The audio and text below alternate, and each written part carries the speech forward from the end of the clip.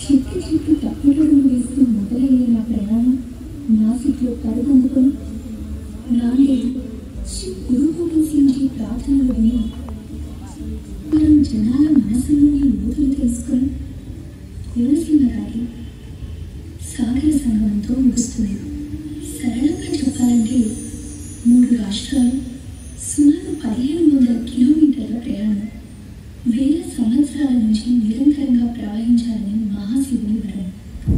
మనం బ్రహ్మగిరి పర్వతం పైన తపస్సు చేసుకుంటూ ఎన్నో పుణ్యకార్యాలు చేస్తున్న గౌతమ మహర్షి పైన ఇంద్రుడి మాయ వల్ల, ఇతర ఋషుల అపోహ వల్ల గోహత్య పాపం మోపబడింది. మహర్షుల సలహా ప్రకారం గౌతముడు మహాశివుని కోసం ఘోర తపస్సు చేశాడు.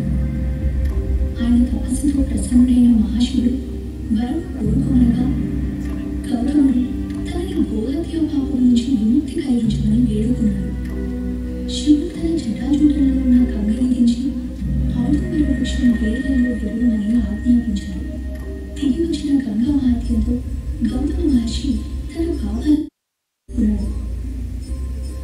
గౌతముడికి వరంగా వచ్చాను కాబట్టి గౌతమి అని, దక్షిణంలో వేశాను కాబట్టి దక్షిణ గంగా అని, గోహత్య పాపం నుంచి విముక్తి కలిగించాను కాబట్టి గోదావరి అని నన్ను పిలుస్తూ ఉంటాడు.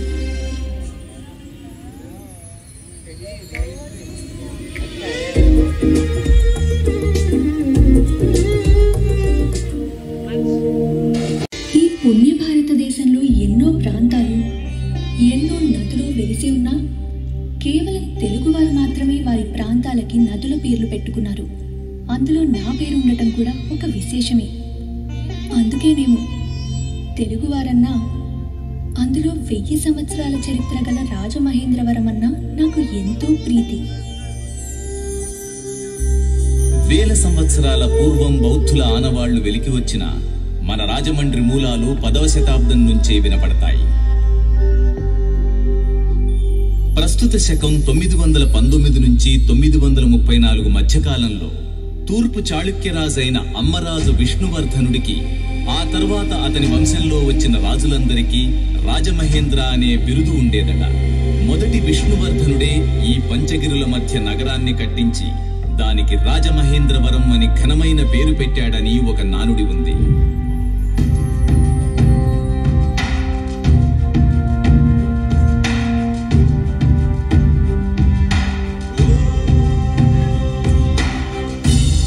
అదుగో వస్తున్నారు, ఆయనే మన రాజమహేంద్రవరం నగరపు ముఖ్య కథలోని కథానాయకుడు. 1022 నుండి 1061 వరకు సుమారు 40 సంవత్సరాలు దిగ్విజయంగా పాలించిన రాజరాజ నరేంద్రుడు.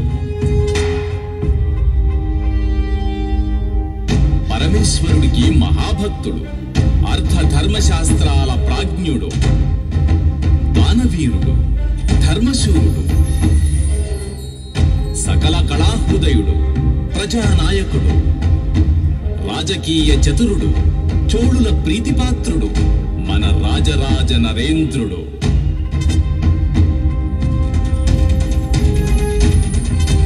మామగారు, వేంగిరాజులు చోళరాజులు ఐక్యంగా ఉంటూ మన వెన్నంటే నిలిచిన తెలుగు ప్రజల క్షేమం కోసం మేమీ నగరాన్ని గోదావరి సమక్షంలో నిర్మించాం. దీనిని తమ గౌరవార్థం రాజమహేంద్రవరమని పిలవదలిచాం. మీరు ఆశీర్వదించండి. తప్పకుండా, అలాగే కానివ్వండి.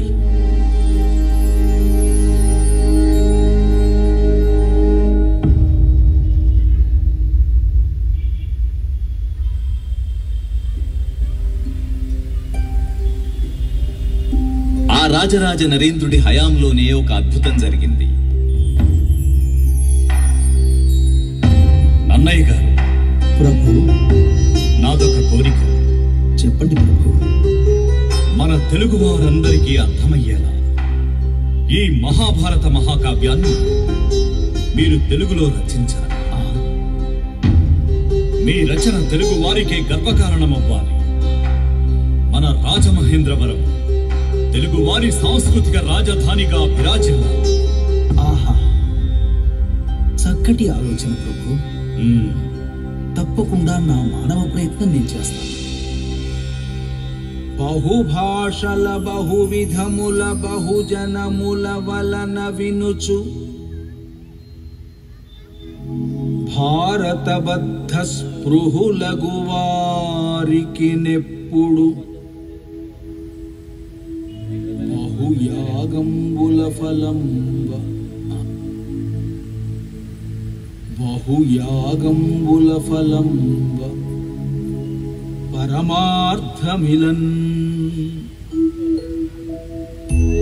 బహుభాషల బహువిధముల బహుజనముల వలన వినుచు భారతబద్ధ స్పృహులగు వారికి నెప్పుడు బహుయాగంబుల ఫలంబ పరమార్థమిలన్.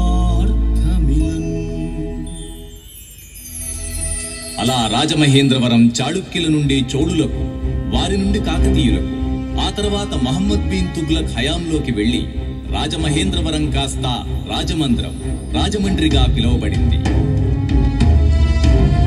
ఆ పైన రెడ్డి రాజుల విప్లవంతో రాజమండ్రి పూర్వ వైభవాన్ని మళ్లీ సంతరించుకుంది.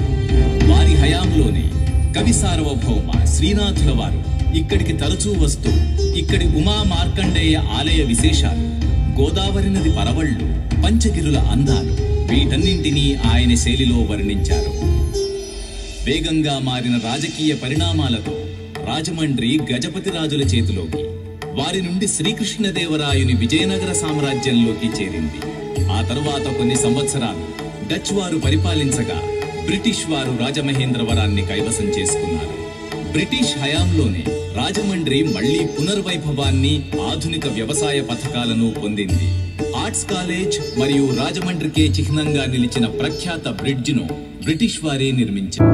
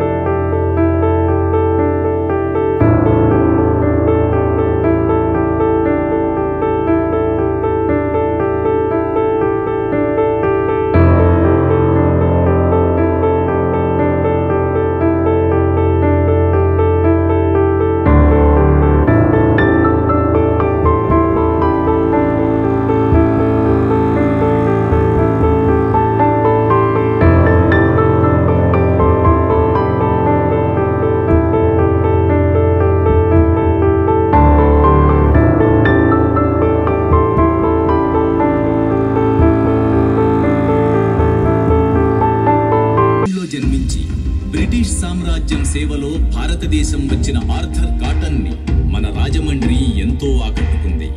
నేటి కోనసీమలో డెల్టా వ్యవసాయ అభివృద్ధి పనులు చేస్తూ బ్రిటిష్ వారు తనని ఎంత వారించినా రాజమండ్రి ప్రజల అభివృద్ధికి ఆయన ఎంతో పాటుపడ్డారు.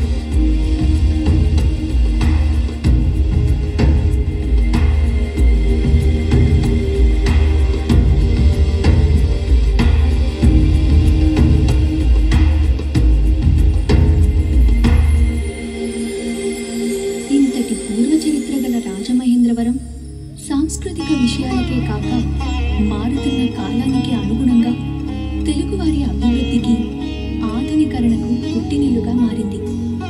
అందుకు సాక్ష్యం నేనే.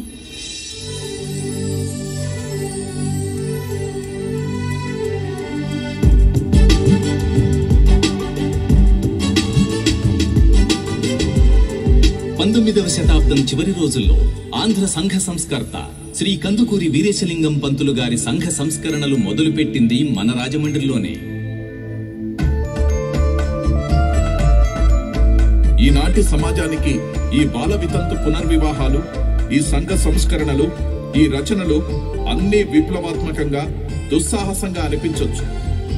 ఈ సంఘంలో మార్పుతోనే మనమంతా ముందు తరాల వారికి పునాదులు వేయగలమని నా పూర్తి నమ్మకం. మీరు ధైర్యంగా ముందుకు నడవండి.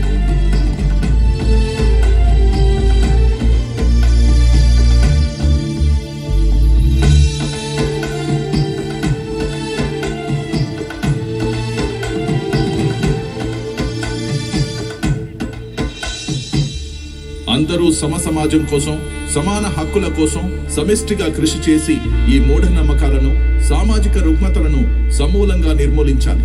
మహిళలు చైతన్యవంతులై మగవారితో సమానంగా గుర్తించబడాలి. అలా కొన్ని సంవత్సరాల్లో బ్రిటిష్ వారి పాలనలోంచి భారతదేశం మేల్కొంది. ఆ సమయంలో తెలుగువారికి స్ఫూర్తినివ్వడానికి అనీ బీసెంట్, లాల్ బాల్ పాల్ త్రయంలో పేరు పొందిన బిపిన్ చంద్రపాల్ లాంటి వారు రాజమండ్రి ముఖ్య కేంద్రంగా పనిచేశారు. ఇక జాతిపిత మహాత్మా గాంధీ గారికి రాజమహేంద్రవరంతో ఉన్న అనుబంధం చెప్పలేనిది. స్వాతంత్ర సమరంలో ఆయన పలుమార్లు రాజమండ్రికి రావడం, ప్రసంగాలు చేయడం జరిగింది. ఆయన మాటలకు స్ఫూర్తి పొందిన ఎంతో మంది తెలుగువారు ధారాళంగా విరాళాలిచ్చి దేశ స్వాతంత్ర పోరాటంలో అండగా నిలిచారు. అంతేకాకుండా ఎంతో మంది ఆయనతో పాటు స్వాతంత్ర పోరాటంలోకి వెళ్లారు. గాంధీ గారితో పాటు నెహ్రూ, సరోజినీ నాయుడు వంటి ప్రముఖ నాయకులు కూడా రాజమండ్రిలో ఉపన్యాసాలిచ్చారు. అలా భారతదేశ స్వాతంత్ర యుద్ధంలో రాజమండ్రి ఒక ముఖ్య కేంద్రంగా నిలిచింది. ప్రస్తుత కాలం రాజమండ్రి అటు చరిత్ర పట్ల ఆసక్తి కల వారికి, ఇటు గోదావరి కోనసీమ అందాలను చూడడానికి వచ్చే వారికి పర్యాటక కేంద్రంగా మారింది.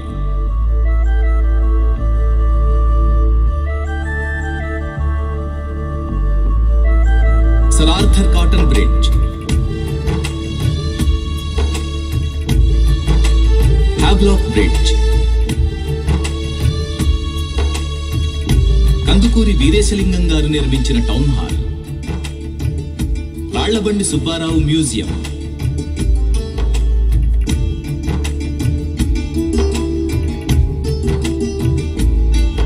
గౌతమి గ్రంథాలయం,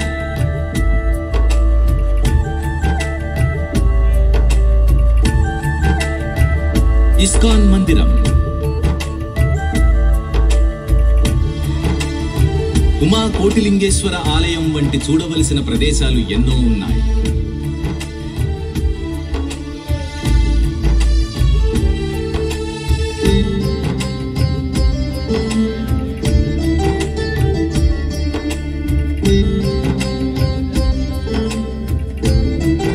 పాపికొండలలో పడవ ప్రయాణాలు కూడా ముఖ్యంగా రాజమండ్రి నుంచే మొదలవుతాయి.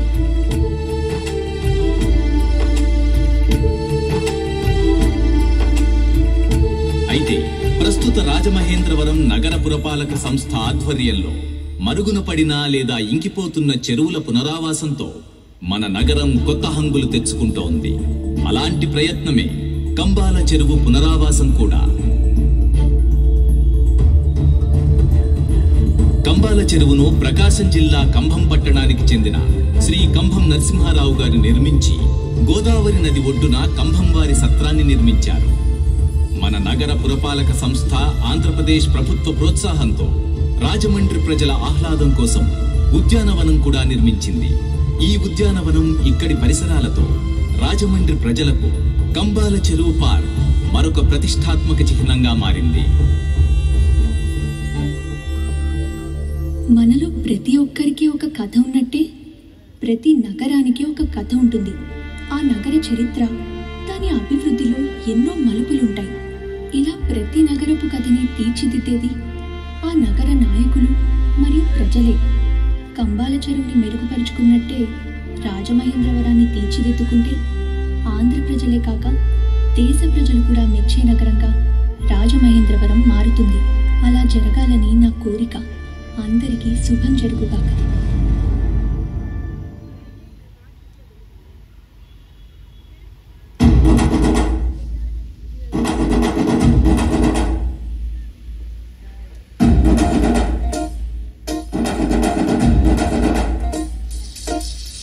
పొలం గట్టు దుమ్ములోన పోట్ల గిట్ట దూకినట్టు పొలేరమ్మ జాతరలో పోతరాజు ఊగినట్టు కెర్రు చెప్పులేసుకొని కర్ర సాము చేసినట్టు మర్రి చుట్టూ నీళ్ళలోన కుర్ర గుంపు కూడినట్టు ఎర్ర జొన్న రొట్టెలోన మిరప తొక్కు కలిపినట్టు నా పాట చూడు నా పాట చూడు నా పాట చూడు నాటు నాటు నాటు నాటు నాటు నాటు వీర నాటు నాటు నాటు నాటు నాటు నాటు నాటు ఊర నాటు నాటు నాటు నాటు పచ్చి మిరపలాగా విచ్చనాటు నాటు నాటు నాటు దిక్షు కట్టిలాగా వెర్రి నాటు.